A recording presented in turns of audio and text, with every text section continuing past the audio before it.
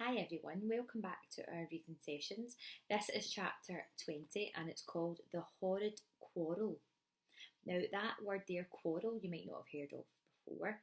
Maybe you can ask someone at home or find out what the word quarrel means. Something obviously that they think is horrible because it's called the horrid quarrel.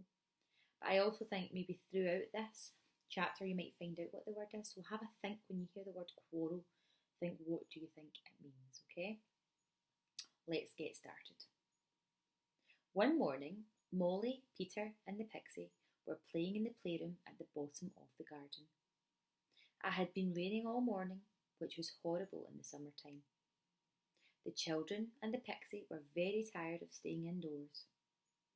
They had played Ludo and Snap and drafts and snakes and ladders. They even played dominoes. Now there didn't seem any other game to play, and they were getting a bit bored. "Cheer up, Peter," said Molly, looking at Peter's cross face. "You look like a wee monkey when you're like that," frowning. "And you look like a giraffe with a sore throat," said Peter rudely. "Don't be horrible," said Molly. "Well, don't you be horrible," said Peter. "I'm not," said Molly. "You are," said Peter.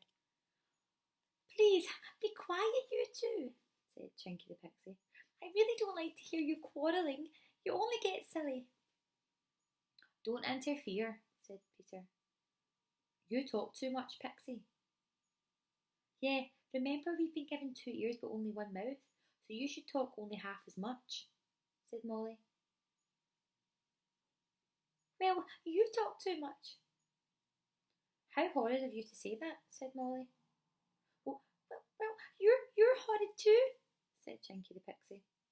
"You're both horrid." "Well, if you think that, then just go away and play with someone else," said Molly. "We don't want you to play."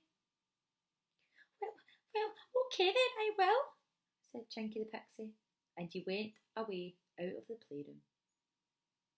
"There, now look what you've done," said Peter, getting up. "You went and sent our Pixie away. What if he doesn't come back now?" He ran to the door and tried to call out on the Pixie. "Come back a minute!" But there was no answer. Chinky the Pixie had gone, and there was no sign of him anywhere. "I do think you were being horrible and silly," said Peter to Molly. "Well, I didn't mean to send him away," said Molly, almost in tears. "He was just being so horrible and getting involved. So I was horrible too. We were all a bit horrible." "I wasn't," said Peter. "Yes, you were," said Molly. "No, I wasn't," said Peter. "Well, yes, you were," said Molly. Now," said a voice, and Mother looked in at the door. "You're both silly to quarrel like that. Uncle Jack's here, and he wants to know if you'd like to go with him to the farm. They've got some puppies there, and he wants to choose one for himself. Would you like to go and help him?" "Oh yes," cried Peter and Molly. "We'll put on our macks and our rubber boots and we'll go with him." So off they ran, forgetting all about their quarrel and all about the Pixie too. They went to the farm with Uncle Jack and they chose a lovely black puppy. They went back home again, chattering and laughing, forgetting about how horrible they had been to each other, and they enjoyed a lovely walk. It was dinner time when they got home. They had dinner and ran down to the playroom afterwards, meaning to ask the Pixie to play with them. But Chinky the Pixie wasn't in the playroom. Peter and Molly looked at one another and they went a bit red again. "Do you suppose he's really gone?" asked Molly, feeling a bit upset. "Well, I don't know," said Peter.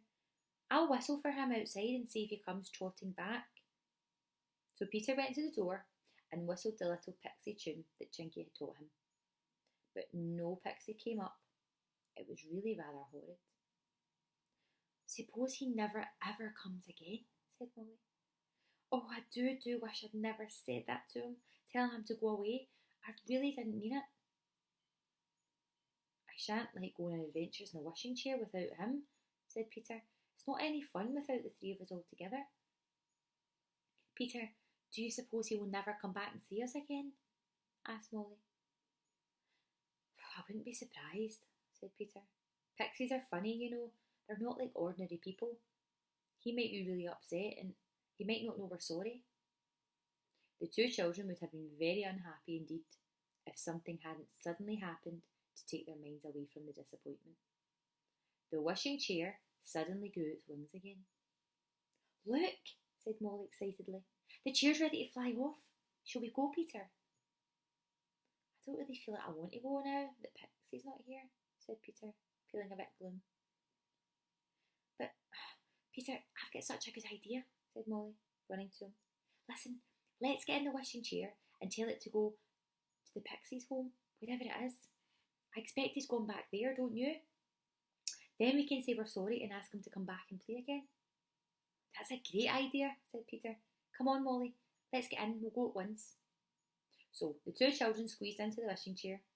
It had grown its 4 red wings around its legs and was lazily flapping them to and fro, longing to be off in the air once more.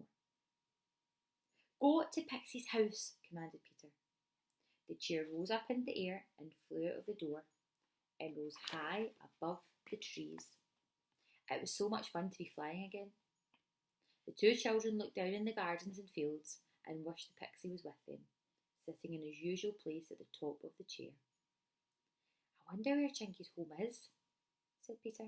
He's never really told us about where he stays. We'll soon see, said Molly. The chair flew on and on, just below the clouds. Soon it came to the towers and the spires of fairyland. Then it suddenly flew downwards to a little village of quaint, crooked houses, all of them small, with bright, flowery gardens. I'll show you a little picture there of what you can see of them flying. You can see Molly, Peter, and this is where Pixie usually sits, and they're flying over all the houses with the little gardens.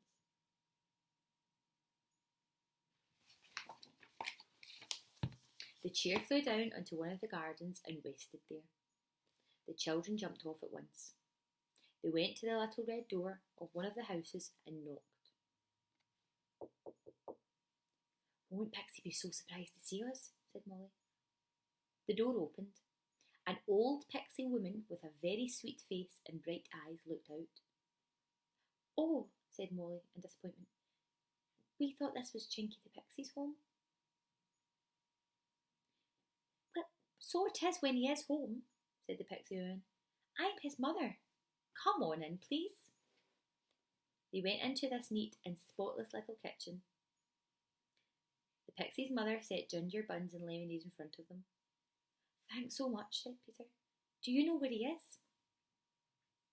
He came and asked me to make his bed for him tonight, said the Pixie woman. He said he had a quarrel with you and he wanted to come and live home again. The children went red. Oh, I really didn't mean what I said, said Molly. I expect Chinky was to blame too, said his mother. He went out to buy himself a new handkerchief, and although I've been waiting and waiting for him, he hasn't come back. So I wondered if he'd gone back to you. No, he didn't come back, said Peter. I wonder what's happened to him. Is it okay if we stay a little while, if you don't mind, and see if he comes back? But Chinky the Pixie didn't come back. And a short while around, a Pixie came running up the path and into the kitchen, puffing and panting. Oh, Mrs. Twinkle, he cried when he saw his mother. A dreadful thing's happened to Chinky. What? They all cried out. He had bought himself a nice new red handkerchief and he was walking down the lane home again when a big yellow bird swooped down from the air, caught hold of Chinky by the belt and flew off with him, cried the Pixie. Oh my, cried Mrs. Twinkle, Pixie's mum. I know that bird. It belongs to the enchanter Clip Clap. He always sends that bird out when he wants to capture someone to help him. Oh, poor Chinky. Don't cry, said Peter, putting his arm around the old woman. We'll go and look for him. We've got a magic chair that we can take. We'll use it to bring him back safely. It's a very good thing that we came to look for him. Come on, Molly, quick. Let's get into the wishing chair and tell it where to go. So, in they both got. Peter told the chair to go to Chinky, and it rose into the air. Another adventure, said Molly. Oh, I do hope everything turns out okay. And that is the end of chapter 20.